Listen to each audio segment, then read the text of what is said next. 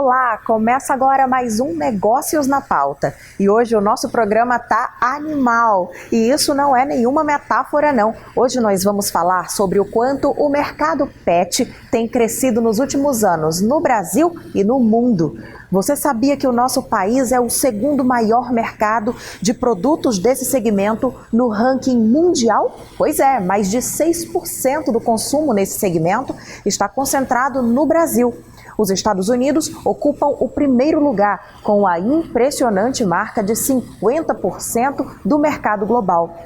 Fato é que esse segmento é tão forte que nem mesmo a crise provocada pela pandemia da Covid-19 foi capaz de frear essa ascensão frequente. O que explica tanta força? Como os negócios desse setor se portaram neste último ano? Quais as tendências para o futuro? Tudo isso nós vamos ver juntos a partir de agora. O mercado, que já crescia antes mesmo da pandemia, diante da crise sanitária, teve um boom que nem mesmo quem investe no segmento imaginava. Quando nós ouvimos as primeiras notícias sobre a pandemia, sobre o Covid-19, nós nos preparamos para um cenário de queda expressiva desse segmento. No entanto, ao longo da pandemia, nós percebemos que houve um movimento diferente, um movimento de crescimento expressivo desse segmento. Nesse cenário, destaque para algumas categorias, como serviços de Beauty Pet, ou seja, cuidados e bem-estar animal, clínica veterinária e alimentação. Durante a pandemia, os tutores eles não se preocuparam apenas com sua higiene pessoal, seus cuidados pessoais, mas também eles se preocuparam com os cuidados e a higiene com seus pets, que na verdade são membros da família. O mercado pet segue aquecido e em pleno crescimento. Isso porque quem já tinha um animalzinho de estimação se sentiu mais próximo do mascote diante do isolamento social. E muita gente que não tinha um amiguinho de 4 patas passou a ter. O relacionamento delas com seus pets mudou muito, ficou muito mais próximo, né? E com isso, aumentou a conscientização da importância da higiene do pet e como é fundamental uma ida regular, frequente ao pet shop. Caiuri mantém um hotel para cães e um canil. Na pandemia, as hospedagens caíram. Por outro lado, o canil... Eu pensava que na pandemia as minhas vendas de cães iam diminuir, justamente porque muitas empresas não estavam trabalhando, muita gente em casa, mas me surpreendi, minhas vendas de filhote aumentaram bastante, porque as pessoas estavam tendo necessidade de ter uma companhia dentro de casa, muita gente mora só, então queria ter uma distração, então minha venda na pandemia foi muito boa, está sendo boa. E se engana quem pensa que neste mercado tão cheio de novidades anda faltando espaço. Foi justamente diante de uma carência no cenário local que a empresária Simone Menezes decidiu investir em uma franquia de farmácia de manipulação especializada no mundo pet. Esta, que fica na capital maranhense, é a terceira do Brasil. A ideia de trazer a farmácia de manipulação veterinária para cá foi justamente a necessidade, a carência que a gente via no mercado. A grande vantagem da manipulação veterinária é justamente a personalização, porque às vezes os pets, eles não têm o mesmo tamanho, às vezes não sempre, né? Eles não têm o mesmo tamanho, eles não têm a mesma raça. E com a manipulação, a gente pode estar adequando as dosagens, a gente pode estar fazendo de forma que eles consigam tomar a medicação, por exemplo, como em biscoitos, até tem aqui, ó, pode estar sendo em forma de biscoito, pode estar sendo em forma de pastas, de cápsulas e loções, a parte dermatológica completa, e funciona como uma farmácia de manipulação, assim como a dos humanos. Com retenção de receita, tem os antibióticos, a parte hormonal, é uma farmácia completa, totalmente separada da parte dos humanos, o laboratório separado, uma loja separada exclusivamente para essa parte veterinária. Até bem pouco tempo atrás, o mercado pet se resumia a clínicas e hospitais veterinários, com algumas lojas vendendo produtos específicos necessários aos animais. Mas de alguns tempos para cá, mais do que para sanar essas necessidades, como alimentação e vacinas, por exemplo, o mercado está recheado de produtos e serviços que consumidores já consideram indispensáveis, como brinquedos, acessórios, itens para o lazer e o conforto dos bichinhos. São muitas novidades e a tendência é de franco crescimento. Um caminho sem volta. Sobre esse assunto, nós vamos conversar com os nossos convidados que muito nos honram com a presença aqui no estúdio. Ana Gisele Pinheiro, master franqueada da Petland, no Maranhão, e Renan Nascimento Moraes, médico veterinário e proprietário do Hospital Veterinário Quatro Patas. Sejam vocês dois muito bem-vindos ao nosso programa. Renan, Gisele. Aqui de saída, eu já pergunto para vocês, como foi esse último ano e meio quase, de pandemia para os negócios de cada um de vocês, Gisele? Certo. Houve uma pequena preocupação no início, né? Todo mundo estava surpreso com a chegada do Covid, mas para o mercado pet, nós somos classificados, o Pet Shop foi classificado, né, como um serviço essencial. E por conta disso, a gente se manteve aberto durante toda a pandemia, inclusive nas fases também mais restritivas. Então, com isso, a gente não sentiu assim, exatamente essa crise no mercado, porque ele já vem em crescimento já ao longo dos anos. Há 15 anos o mercado pet vem crescendo. E em relação, por exemplo, 2020, 2019, cresceu ainda 13,5%, para você ter uma ideia, né, que isso daí que foi um índice, né, determinado pelo Instituto Pet Brasil. Então, a gente está em constante crescimento. Que ótimo. E no hospital veterinário, o que você sentiu? Como que foi esse ano? Bom, mas na área de saúde, na nossa área, nunca teve assim, nunca teve crise na nossa área de medicina veterinária, na área de tratamentos. Nunca teve. E a gente está aumentando mais a demanda, né? E sempre a gente do hospital tem sempre uma preocupação de fazer a medicina legal mesmo.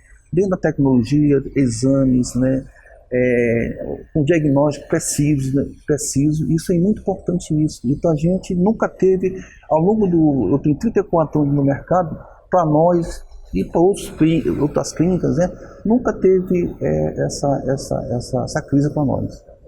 A crise ela não vem, mas ela traz algumas mudanças de comportamento, e aí essas mudanças de comportamento vão proporcionar um aquecimento ou uma desaceleração, em alguns casos, em negócios específicos. Quando a gente fala de mercado pet, por exemplo, houve uma preocupação maior com a saúde dos animais também. Os donos, os tutores desses bichinhos, vocês perceberam que para além do cuidado já do dia a dia, com a tosa, com o banho, houve uma preocupação maior com a saúde, com o check-up, com a higiene desse animal, e que também certamente provocou um aquecimento desses negócios? Teve, porque fizeram uma propaganda enganosa dizendo que a Covid, que os animais ia contaminar, que não tem nada a ver, são alfa e beta diferentes, são espécies diferentes. Fizeram essa mídia e muitos clientes, assim, muitas pessoas ficaram com terror dessa Covid. Apavoradas. E nunca tive um caso clínico, nada em qualquer, tanto felinos e tantos em caninos. Nunca teve nada. Teve muitas entrevistas que nós fizemos, depois das entrevistas não tiveram esse cinismo de fazer, de acoplar, vamos botar o animal, contamina e joga fora. Não teve nenhum problema. Na clínica Quatro Patas nunca teve esse problema de largar o animal, porque o animal está tendo essa contaminação. Teve sim restrições, aperfeiçoamos o serviço de buscar, deixar com todo o paramento, todo regido pelo Ministério da Saúde. Na verdade, houve uma grande humanização, né, dos animais, né? Cada vez mais a gente percebe que eles vão ganhando espaço na família, então essa preocupação aumentou, e os lojistas também acabaram se profissionalizando mais.